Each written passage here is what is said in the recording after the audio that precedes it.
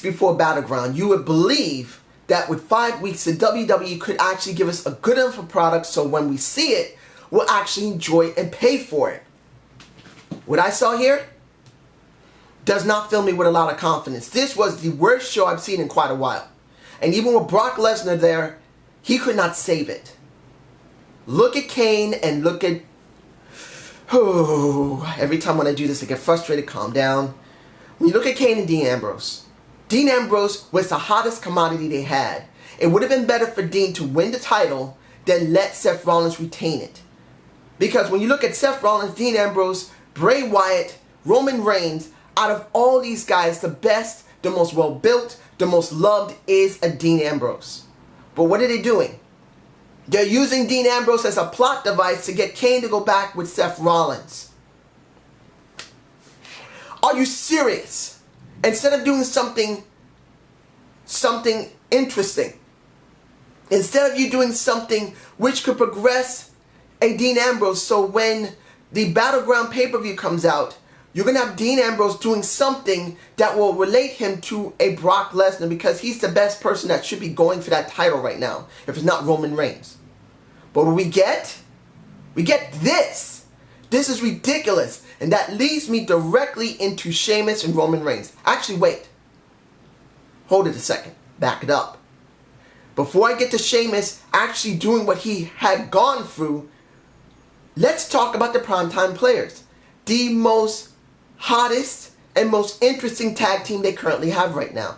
The primetime players get a huge pop. People love them, particularly that Titus O'Neil is Dad of the Year from, what is that, dadandfamilies.org, I believe. They're trying to promote family values and dad values, and he gets champ, or actually the Dad of the Year with his sons. It was actually quite nice. But what do we get? We get a match which was not that bad with the Ascension, who basically have been left by the wayside. No one gives a fuck about them because they've been dropped. But here's the thing. You got the primetime players actually winning their match, just beginning to do their millions of dollar dance with the titles. The light goes out and Sheamus comes out and they're looking at him like, what the fuck? Even Darren Young bumps into the cameraman and he wasn't even near Titus or near Sheamus, and he's going, what the fuck? I mean, didn't say it, but you can get from their body language that they got cut short for no apparent reason. There was no reason to cut them short because they were going to commercial anyway, within a few seconds after Sheamus hit the ring. So why in the blue fuck couldn't you have allowed this to go after well, basically advertisement and commercials? This was absolutely shabby. Then the match. Sheamus versus Roman Reigns, which actually, I see them in this perspective of Sheamus and Roman Reigns. You got two guys who come from two backgrounds, that Samoan and Celtic Irish. They love a good fight. I'm being honest here. They both can love a very good fight. And they actually had some good chemistry. But what did you get? Roman Reigns seeing... I can't even say it. This storyline with Bray Wyatt is stupid. And it feels like a bite off of TNA, what happens with Magnus and with James Storm. And the WWE just threw this together at the last second, doing exactly what Magnus and James Storm is doing, by my humble perspective. If it's something different, you guys tell me below. But then, when he runs to the back, you hear Bray Wyatt singing. The match is not called for Sheamus. Sheamus is a fucking Money in the Bank winner. You now cut off the primetime players for Sheamus so he can look really interesting and good, but you don't even announce that he won the fucking match. He didn't win the match. The match was just stopped. There was nothing there. The only thing they had to do was when they went back from commercial, they could have shown Sheamus winning, raising his hand with his title, and then they could have cut to Roman Reigns in the back, hearing a Bray Wyatt singing with all those pictures on those fake little walls. That was actually very stupid. And the hits just keep on coming. Bad News Barrett versus Zack Ryder. Nice to see Zack on the main show. We don't get him very often. But what is he connected to? The most stupidest feud I've seen yet. I know people like R-Truth. I'm not against R-Truth. But in this perspective, why is R-Truth acting like this? R-Truth used to be the most great, wonderful heel in 2011. He had the Jimmy thing. He sounded really epic. The only thing he had to do was just act like he did back then and saying, you know what, I want this. I don't give a damn if he won that mess. I'm going to take it from him. And then beat the shit out of him every time he tries to take it. Until Bad News Barrett gives up. And R-Truth is King Truth, the most dominant wrestler there is. You could go in that position, even though R-Truth has not been sponsored very well by the WWE. But this is what we get. Seeing him look like fucking Burger King with a sheet wrapped around his neck and a card cut out. And it's sad to see this. Because I really don't want to see Bad News Barrett in this. I want to see him do something different. I want to see R-Truth do something different. I want to see Zack Ryder at least be seen on TV. And I don't get any of it. And that leads me into the match of Ryback and Mark Henry with a... I'll put it to you in this respect. Big Show is not one of the best people on commentary. He's not bad, but he's not good either. Byron Saxton really cleaned up a lot of his mess, working with the other two commentators who are getting tiresome. But when you really see this, it felt really rushed, at least from my perspective. I mean, Ryback still got the pops he deserved. When you see Show there trying to egg on and trying to help Mark Henry, where these two guys are not even together anymore because they were fighting one another. Just because they're heels doesn't mean it's supposed to work that way. I felt this felt crappy. Not until they did the fight in the back that I felt it was much more effective. Because you could have done this in the back and forget about the match. Having a Big Show out there talking about the Miz is nothing. I would have liked just to see the fight in the back. That Big Show just came up to him and just said, you know what, you're just like a little boy that can't do anything. And pretty much the same thing could have been said. They could have had the fight and Big Show could have still got his ass kicked.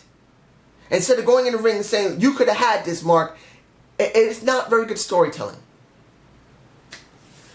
The next thing, Adam Rose versus Dolph Ziggler. Two guys that are stuck with two women who may be beautiful. They may be, now Lana's beyond sexy. And Rosa is becoming sexy. Or has become sexier. Seeing them both kiss was more interesting than seeing the match. I mean, they didn't put on a bad match. But I didn't really care. Because there's nothing going on. Neither one of them have a feud. The women didn't even go at each other. They was at both ends of the ring, not even touching one another, so it made it boring. It really did. So Dolph won, he kisses again. We see Rusev, who had been watching for a while, fall to the ground, get all upset, look like he was about to fucking cry.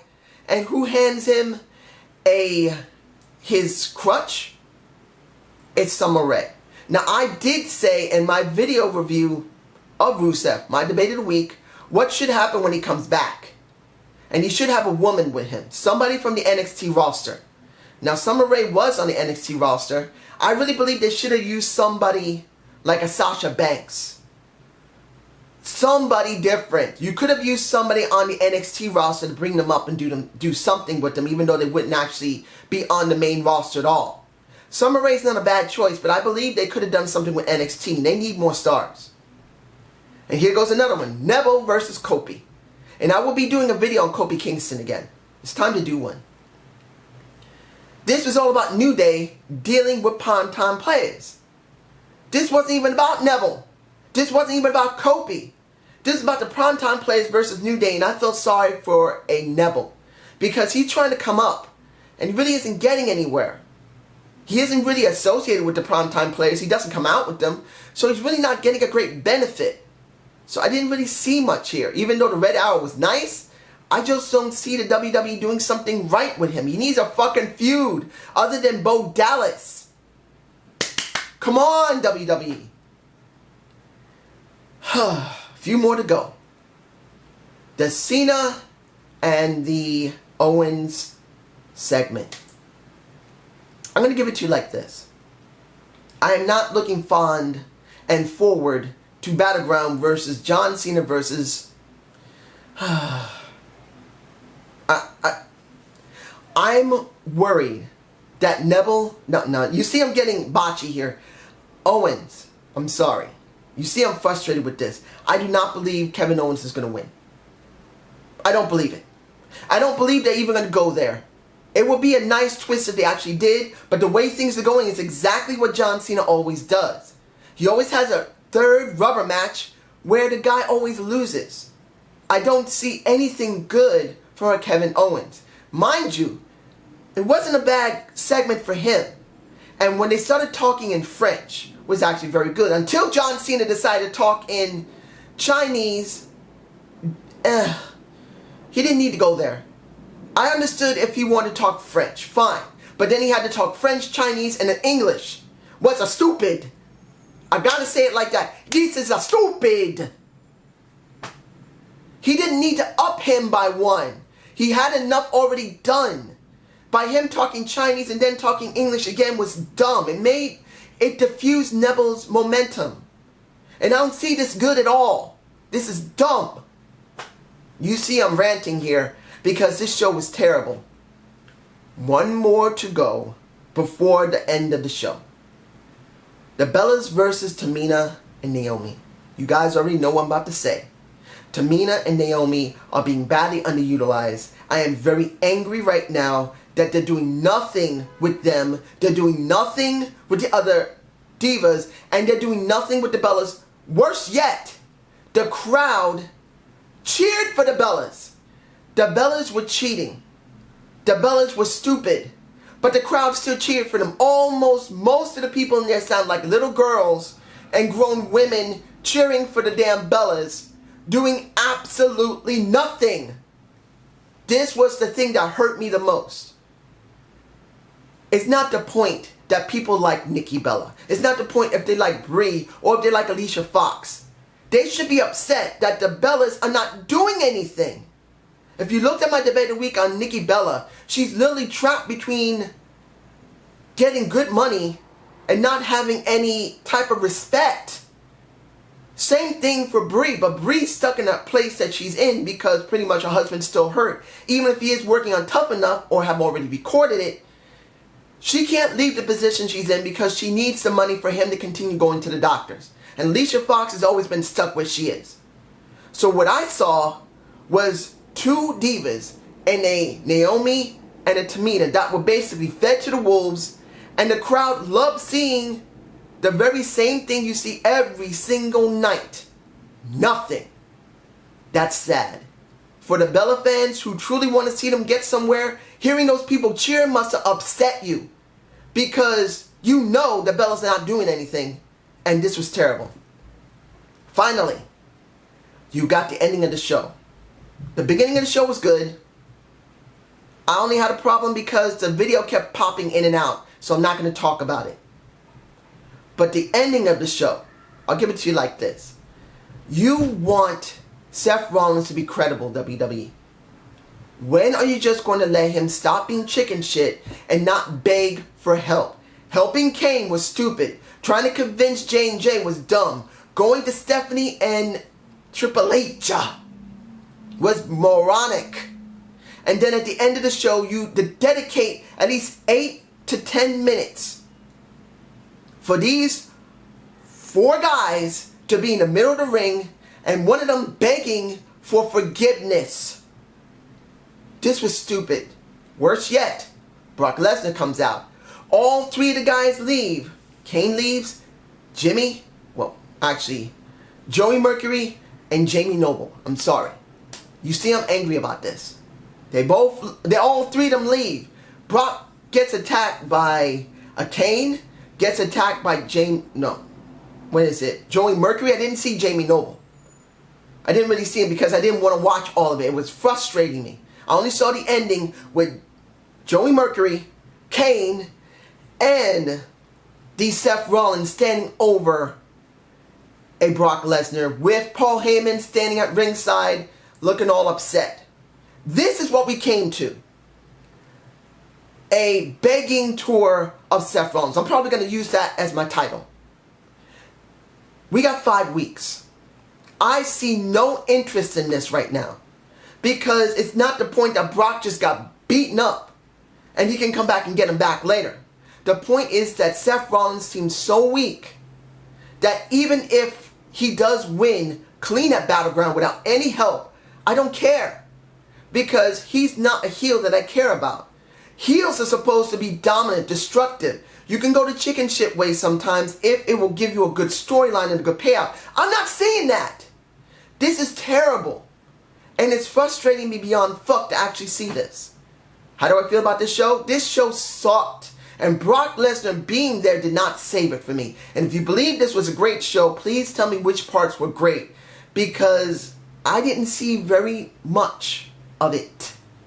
So I hope you enjoyed the Zane View. Please give me a comment below. Watch out for my Kofi Kingston review on Debate of the Week. And I'm doing another Bray Wyatt Debate of the Week. How badly buried is he now? I think I'm going to be doing another title than that, but I'm thinking about it right now. Have a good day and have a good night. Peace!